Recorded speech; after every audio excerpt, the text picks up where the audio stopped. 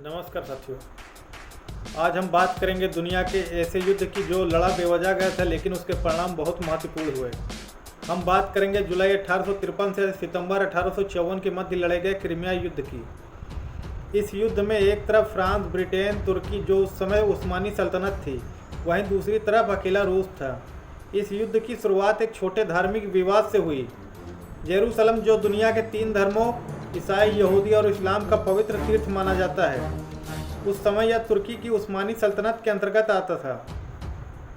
1535 ईस्वी में तुर्की के सुल्तान ने जेरूसलम में स्थित कैथोलिक ईसाइयों के तीर्थ स्थान फ्रांस के संरक्षण में वहां के कैथोलिक पादरियों को सौंप दिए थे। वहीं ऑर्थोडॉक्स ईसाइयों के तीर्थ स्थल रूस के पादरियों के नियंत्रण में दे दिए थे। किंतु 1789 से 1799 ईस्वी तक चली फ्रांस की राज्य क्रांति के कारण फ्रांस जेरूसलम में अपने उत्तरदायित्व की ओर ध्यान न दे सका। धीरे धीरे कैथोलिक तीर्थ स्थानों पर ऑर्थोडॉक्स ईसाई पादरियों का कब्जा हो गया। 1850 ईस्वी में फ्रांस के सम्राट नेपोलियन तृतीय ने जब इस ओर ध्यान दिया तो कैथोलिक तीर्थ स्थानों पर प्रबंध फिर से फ्रांस के हाथों में सौंपने के लिए तुर्की के सुल्तान को पत्र लिखा, लेकिन तुर्की द्वारा उचित उत्तर न मिलने पर 1852 ईस्वी में अपनी इस मांग को दोबारा तुर्की के समक्ष रखा। इस बार तुर्की मान गया और फ्रांस की इस मांग को स्वीकार कर लिया। वैसे इस बात पर रूस को आपत्ति करने की कोई वजह नहीं थी, लेकिन रूस ने तुर्की को हड़प लेने का यह अवसर समझा और कैथोलिक तीर्थों का अधिकार ऑर्थोडॉक्स पादरियों को सौंप देने के लिए तुर्की के सुल्तान को एक पत्र लिखा। अब फ्रांस ने रूस की इस हरकत को अपने खिलाफ समझा। उधर इंग्लैंड भी रूस की हरकत से आशंकित हो उठा, क्योंकि अगर रूस तुर्की पर कब्जा कर लेता तो इंग्लैंड भारत तक पहुंचने का मार्ग खो देता। अब युद्ध अनिवार्य था। जुलाई 1853 में रूस की सेना ने डेन्यूब नदी के उत्तरी भाग पर हमला कर दिया। इंग्लैंड और फ्रांस की संयुक्त नौसैनिक बेड़ा तुर्की की सहायता के लिए पहुंच गया। रूसी नौसेना ने तुर्की के जहाजी बेड़े को नष्ट कर दिया।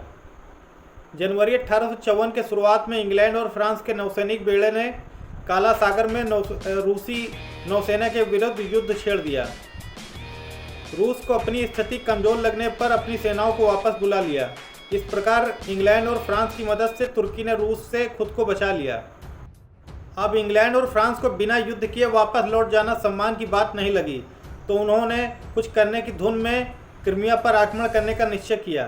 क्रीमिया के दक्षिणी तट पर सेवस्टोपोल में रूस का नौसैनिक अड्डा था, जिस पर उन्होंने अधिकार करने का लक्ष्य निर्धारित किया।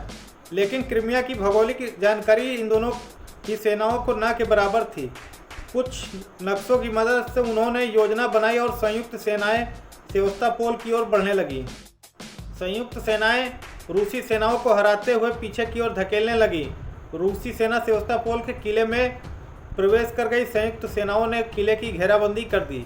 जाड़ा शुरू होते ही अंग्रेज और फ्रेंच सेनाओं को दिक्कतें शुरू हो गई। जो जहाज सेना के लिए खाने पीने और जरूरी सामान लेके आ रहे थे, वो भी समुद्री तूफान में फंसकर नष्ट हो गए। उधर रूसी सेना के पास किले में ऐसा कोई परेशानी नहीं थी। दोनों ही सेनाओं को बहुत सी सैनिक बीमार पड़ गए। साल के अंत तक स्थिति और भी बदतर होने लगी। आखिर जब फ्लोरेंस नाइटिंगेल अपनी महिला स्वयंसेवकाओं के साथ क्रीमिया पहुंची और बीमार सैनिकों का इलाज शुरू किया तो कुछ सुधार हुआ। जाड़े के समाप्त होने के बाद दोनों सेनाओं ने फिर से हमलों में तेजी लाई, लेकिन रूसी सेना ने हमले विफल कर दिए। इसी तरह कुछ लड़ाइयाँ हुई जिसमें कभी रूसी सेना जीतती तो कभी संयुक्त सेनाएं।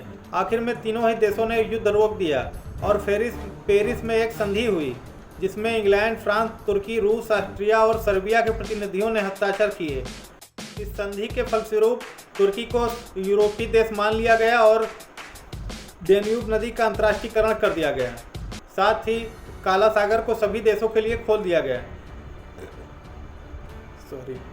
इस युद्ध को दुनिया का पहला ऐसा युद्ध माना जाता है जिसमें जनता को प्रतिदिन की लड़ाई की खबर मिलती रही। अगर वीडियो पसंद आया तो वीडियो लाइक कर दीजिए और चैनल को सब्सक्राइब कर दीजिए। धन्यवाद। जय हिंद।